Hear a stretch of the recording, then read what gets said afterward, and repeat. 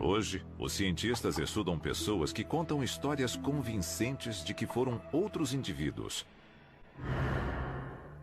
Na Universidade de Virgínia, um grupo de psiquiatras usa a ciência para desvendar os segredos da reencarnação. Desde os anos 60, a Divisão de Estudos da Percepção coleta casos de crianças que alegam ter memórias de vidas passadas. O grupo tem registros de 2.500 crianças. Bom, eu acho que a pesquisa indica para as pessoas que estão abertas a considerar a possibilidade que existem evidências de que a consciência às vezes pode existir separadamente de um cérebro funcional. Então, no caso dos relatos dessas crianças, olhando para os melhores casos, eles fornecem evidências de que às vezes pode existir uma passagem de lembranças e emoções. Elas parecem ter saído de uma vida e passado para outra.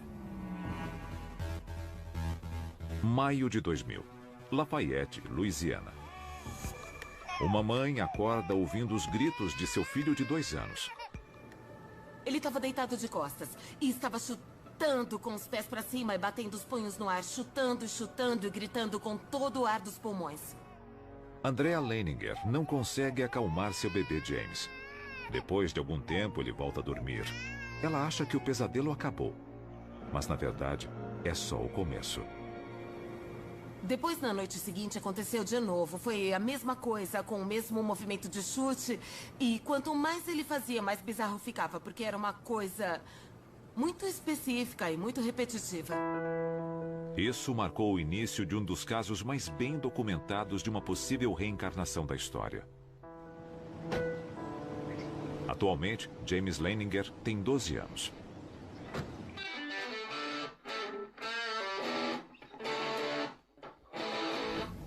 Eu pratico esportes, beisebol e futebol. Eu vou para uma escola episcopal e tenho vários amigos lá.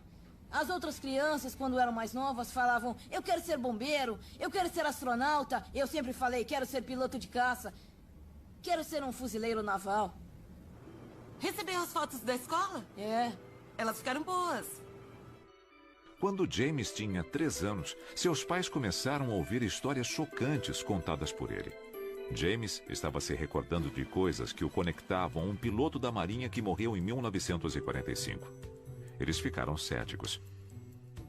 Bruce é gerente de recursos humanos na indústria petrolífera. Andrea é ex-bailarina e atua como professora.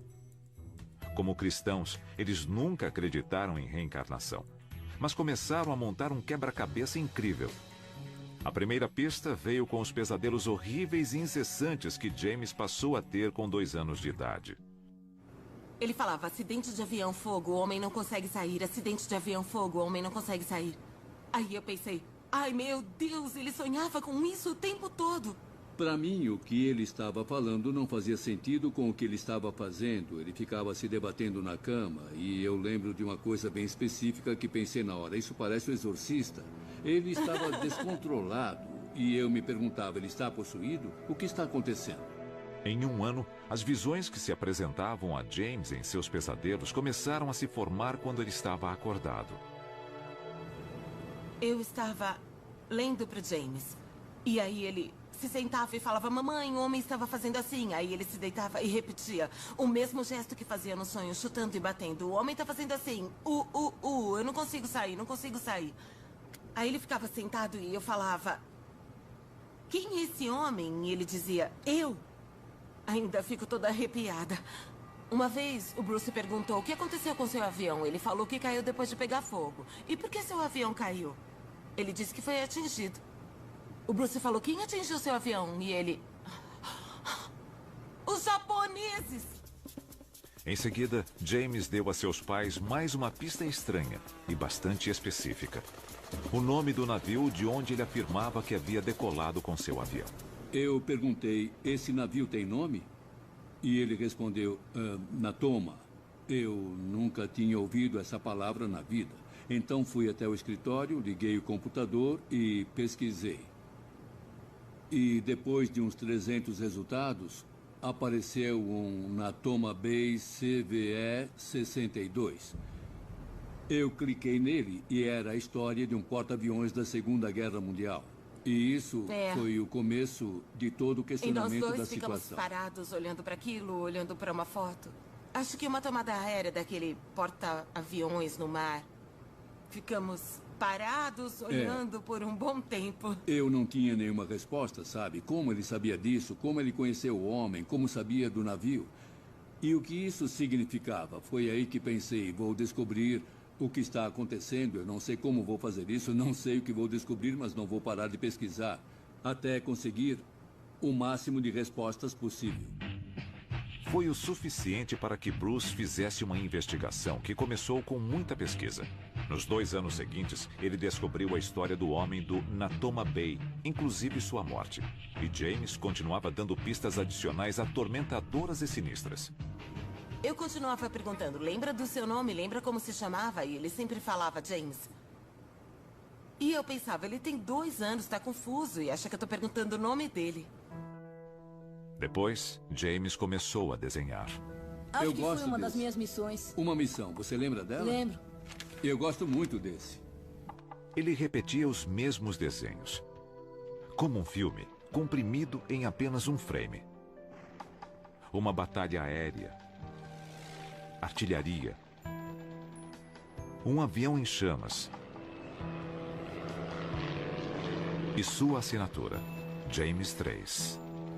Um dia eu tava na cozinha lavando a louça, o James tinha tomado café da manhã e tava brincando com um avião. E ele falou, mamãe, antes de eu nascer eu era piloto, meu avião levou um tiro no motor, caiu na água e foi assim que eu morri. Eu fiquei paralisada. Foi uma coisa tão bizarra pra ele falar. Mas aquilo era verdade. Ele não fez drama nenhum, não demonstrou nenhuma emoção. Aos 3 anos, James começou a fingir ser piloto, com uma atenção aos detalhes que impressionou seu pai. Um dia, ele arrastou um assento de carro até um armário do meu escritório e montou uma cabine lá dentro. Ele tinha um console de brinquedo e transformou aquilo num painel. Bom, ele ia de um lado para o outro. De repente, ele abriu a porta com força e se jogou de dentro do armário. Eu perguntei o que aconteceu, seu avião caiu? E ele falou, não, meu avião foi atingido e tive que pular. A descoberta seguinte ocorreu quando Bruce foi convidado para um reencontro entre veteranos do porta-aviões Natoma Bay. Ele perguntou o nome de homens mortos em ação, e isso o levou a resolver o mistério de James 3. Ele me ligou e falou, você não vai acreditar, só tem um homem do Natoma Bay que foi morto na batalha de Iwo Jima. O nome dele era James M. Houston Jr. Eu falei, peraí, então o James 3 é o James III. Eu fiquei muito empolgada, eu pensava, é ele. James M. Houston Jr. O nome dele é James, pode ser James III.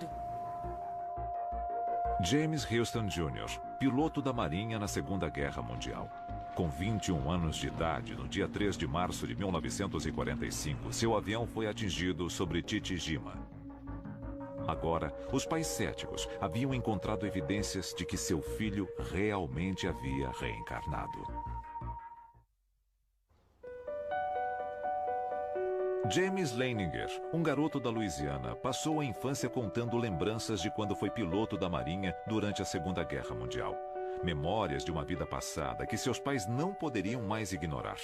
Dos 2 aos 6 anos de idade, James continuou fornecendo provas de uma incrível possibilidade de ele ser James Houston reencarnado. Esse avião, o Wildcat, é o avião em que James Houston caiu. E ele foi o piloto de teste do Corsair. Ele testava esse modelo decolando de um porta-aviões. O F-18 é o avião que eu quero pilotar quando crescer. Desde os 2 anos, James mostrava uma fascinação incomum por shows de aviões militares e uma estranha familiaridade com aeronaves vintage. Com muita cautela, seus pais fizeram contato com a única parente viva de James Houston, sua irmã, Annie. A princípio, ela não sabia o que pensar sobre o menino que afirmava ser seu irmão reencarnado. Até que James perguntou sobre um quadro que somente uma pessoa além dela sabia existir. Ela escreveu para mim em 16 de janeiro de 2006. Querido James, eu espero que esse seja o quadro que você mencionou. É a única imagem minha pintada pela minha mãe. Eu sinto muito por ter demorado tanto para enviá-lo para você. As últimas semanas têm sido muito agitadas. Espero que você goste. Com amor, Annie. James acreditava e ainda acredita que a alma do piloto morto perguntou pelo quadro. Eu perguntei para ela sobre um quadro que a minha mãe passada tinha feito para ela e para mim. Ficou no sótão dela por uns 50 anos. Meus pais e ela acharam uma loucura que eu soubesse uma coisa dessas. Annie também passou a acreditar. E havia outras conexões ainda mais assustadoras. James tinha 3 G.I. Joes, que chamava de Billy, Walter e Leon. Nomes que seus pais consideravam estranhos para uma criança escolher. O Bruce perguntou, ô James, como é o nome do seu G.I. Joe? E ele respondeu falando, Walter. E a gente falou, Walter? O Bruce perguntou, por que batizou seus bonecos de Billy, Walter e Leon? E ele, porque me encontrei com eles quando fui pro céu. Foi um daqueles momentos em que a gente sente o rosto quente. Demos uns passos pra trás, ele correu pro escritório, eu fui atrás, fechamos a porta e ele começou a mexer nos papéis assim. E eu falei, o que você tá procurando, o que você tá procurando? Ele encontrou um documento. Olhou e falou, Billy Piller, Walter Devlin e Leon Connor estavam no mesmo esquadrão do James Houston. Eu perguntei, quando morreram? Morreram antes? E ele jogou uns papéis, puxou outra folha, viu as datas das mortes e todos tinham morrido antes do James Houston. Todos voaram com ele. Apesar de o pai de James continuar cético de que a reencarnação fosse realmente possível, o que aconteceu em seguida foi sinistro. A gente estava limpando o jardim. Ele estava brincando nas folhas e eu falei, eu te amo muito. Ele respondeu, eu sabia que você ia ser um bom pai quando te escolhi. Eu falei, o quê? E ele, quando achei você e a mamãe, sabia que iam ser bons pais. Eu senti minha cabeça encolhendo até ficar bem pequena, sem cérebro. Perguntei, como assim quando nos encontrou? Ele falou, eu achei você e a mamãe. Achei vocês dois no Havaí. James contou a seu pai que viu os dois em um hotel cor-de-rosa. Foi onde os Leiningers estavam hospedados quando decidiram ter James. Bruce e Andrea foram cautelosos quanto a pedir ajuda de médicos e psiquiatras. Eles decidiram encontrar uma solução própria para a aprovação de James. A solução foi ir até o Japão, até o enorme mar onde o piloto James Houston Jr. morreu. Thou who art the pilot of the souls of men. O barco estava bem em cima do ponto onde os destroços do avião foram achados. O Bruce fez uma homenagem bem bonita e eu achei que aquele era o momento perfeito para eu falar. Bom, eu estava lá com o James e aí eu disse... O James Houston faz parte da sua vida praticamente desde que você nasceu e ele sempre vai ser uma parte importante de quem você é. Mas você tem uma vida como o James Leininger e está na hora de você se despedir do James Houston e ele... Começou a chorar. Começou a chorar e chorou por uns 20 minutos. Ele emocionou todo mundo. Foi a coisa do mais bar. triste que eu já vi. Todo mundo ficou... Chorando. James Houston. Goodbye, James and Houston. Good job.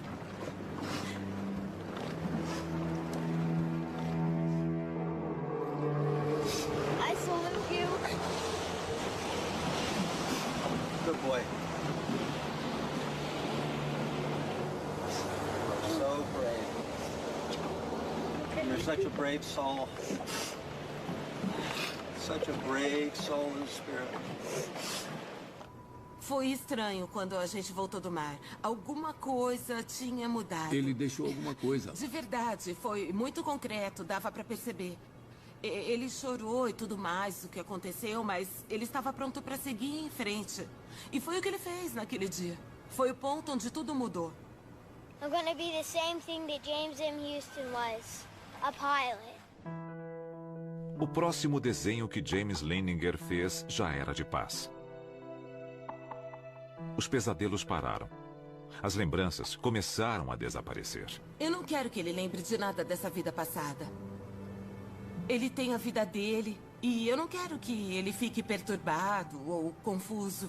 Ele é o nosso filho, sabe? E não o James Houston. E tem uma vida pela frente. Atualmente, James Leininger não se lembra de nada específico sobre a alma que costumava atormentá-lo.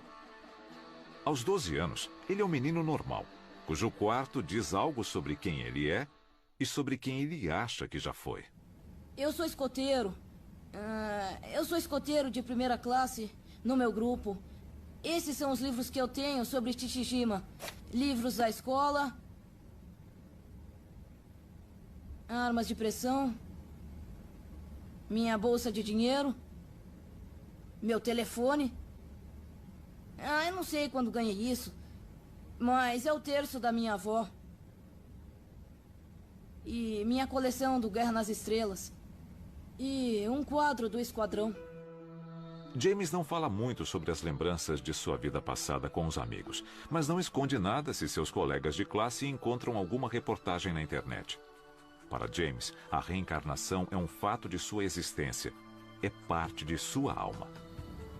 Eu acho que o espírito que eu costumava ter quando eu tinha uns 4, 5, 6 anos foi embora. Sou o James agora. Não é... Eu ainda tenho James Houston em mim. Eu acho. Mas agora não é uma coisa ruim. É mais a parte de paz da história da vida dele. Em vez do acidente de avião e da morte dele. Eu não penso muito na minha história agora. Eu não costumo falar sobre isso. Mas se as pessoas me perguntarem, eu vou responder. Bom, eu fui cético desde o começo. Eu ainda tenho muita dificuldade para falar isso realmente aconteceu, sabe? Mas aconteceu. Então a questão é como aconteceu, eu não sei. Por que aconteceu? A gente pode dar os palpites, mas o fato é que isso acontece. Então as pessoas deviam prestar mais atenção, não devem ignorar porque é uma criança de 2 anos falando uma coisa que parece sem sentido para você. Do ponto de vista das pessoas com quem conversamos, que tentam fazer uma pesquisa científica a respeito, eu compreendo perfeitamente o pensamento racional. Mas isso não é racional. Eu lutei contra isso espiritualmente. Mas cheguei à conclusão de que agora eu tenho um sistema de crença tridimensional em vez de bidimensional. Na divisão de estudos da percepção da Universidade de Virgínia, o Dr. Jim Tucker examinou James Leininger. Tucker desenvolveu o que chama de escala de força do caso para a reencarnação. James foi avaliado como quase perfeito. A idade média, quando começam a mencionar, é de 38 meses. Geralmente 2 ou 3 anos quando começam. E algumas crianças falam sobre essas coisas a qualquer hora do dia ou da noite. Às vezes o caso começa com pesadelos, como foi no caso do James Leininger. Muitas pessoas ficam intrigadas, algumas ficam perplexas, algumas ficam chateadas. Pais cristãos norte-americanos ficam impressionados. Mas, independentemente da reação, as crianças falam a respeito por algum tempo e depois, geralmente, quando estão com 5 ou 6 anos, parece que esquecem e passam a levar a vida normalmente. Após 4 décadas e 2.500 casos, os pesquisadores da Universidade de Virgínia chegaram a uma conclusão impressionante. A reencarnação é real. Isso certamente sugere que existe uma parte de nós, uma parte da consciência, que pode ser capaz de prosseguir depois que o cérebro morre. Isso indica que o cérebro pode não ser o criador de pelo menos uma parte da nossa consciência. Ele seria mais um portal por onde a consciência flui. E pode haver outra parte da existência, separada do mundo físico. E essa parte da consciência, como eu disse, pode ser independente do mundo físico e do cérebro físico, de onde ela parece vir. Enquanto isso, os céticos da reencarnação diriam que o caso de James Leininger é circunstancial, na melhor das hipóteses. Entre americanos, a crença na reencarnação está crescendo. Parte disso é por causa das celebridades que falam que acreditam em reencarnação. A Julia Roberts falou recentemente para a revista Elle que acreditava. Ela comentou que se achava muito hindu e falou sobre sua filha e sobre como a filha claramente corporificava outra pessoa. Minha opinião sobre isso é que os americanos gostam de reencarnação porque, de maneira comparativa, a vida aqui é boa. Porque, senão, eles iam querer o céu, que é um destino eterno em outro lugar, quando a vida está ruim na Terra. E você quer se livrar disso.